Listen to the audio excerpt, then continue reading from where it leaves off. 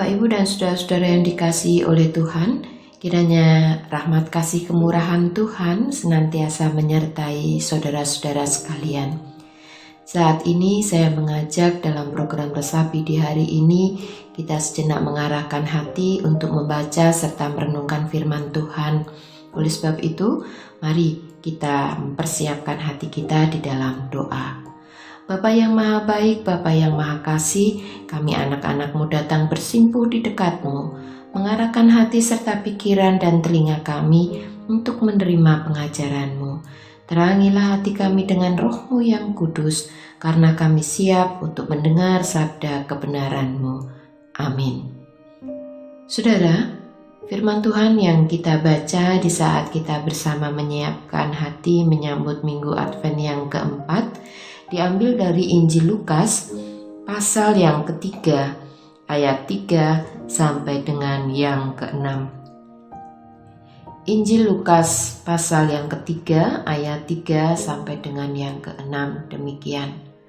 Maka datanglah Yohanes ke seluruh daerah Yordan dan menyerukan, "Bertobatlah dan berilah dirimu dibaptis dan Allah akan mengampuni dosamu." Seperti ada tertulis dalam kitab nubuat-nubuat Yesaya, ada suara yang berseru-seru di padang gurun, "Persiapkanlah jalan untuk Tuhan, luruskanlah jalan baginya." Setiap lembah akan ditimbun dan setiap gunung dan bukit akan menjadi rata. Yang berliku-liku akan diluruskan, yang berlekuk-lekuk akan diratakan, dan semua orang akan melihat keselamatan yang dari Tuhan. Demikian saudara, Injil Yesus Kristus dalam Injil Lukas pasal yang ketiga ayat 3 sampai dengan yang ke-6. Saudara-saudara yang dikasihi oleh Tuhan, Yohanes Pembaptis yang kita jumpai melalui bacaan Injil ini ditempatkan Tuhan untuk berperan menjadi penolong bagi seluruh bangsa, termasuk kita pada saat ini, supaya manusia bisa menjumpai kebahagiaan, sukacita, dan kedamaian yang sejati. Kebahagiaan dan sukacita yang tidak hanya berumur 1 bulan saja, 1 tahun saja, 2-3 tahun saja.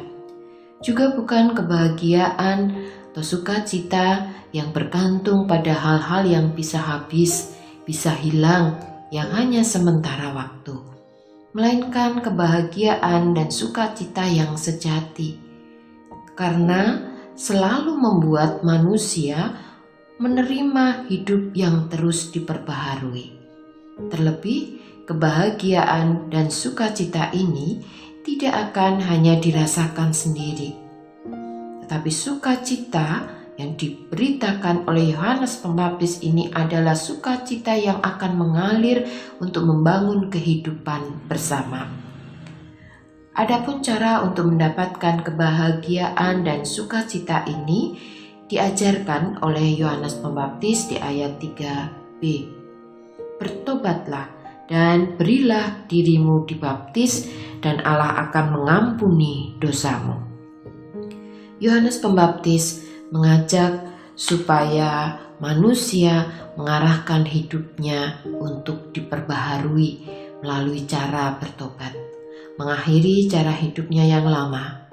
Disinilah letak sukacita itu, yaitu ketika manusia dipulihkan relasinya dengan Tuhan.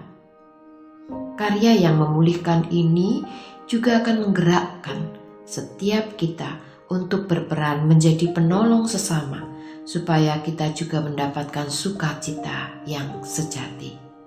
Saudara-saudara yang dikasihi Tuhan, Natal yang hendak kita rayakan di tahun ini tentu terasa sangat berbeda karena kita berada di masa pandemi. Sehingga dewasa ini saudara sungguh sangat dibutuhkan banyak orang untuk mengambil peran seperti Yohanes Pembaptis, yaitu menjadi penolong bagi yang lain untuk bisa meraih kebahagiaan dan sukacita yang sejati.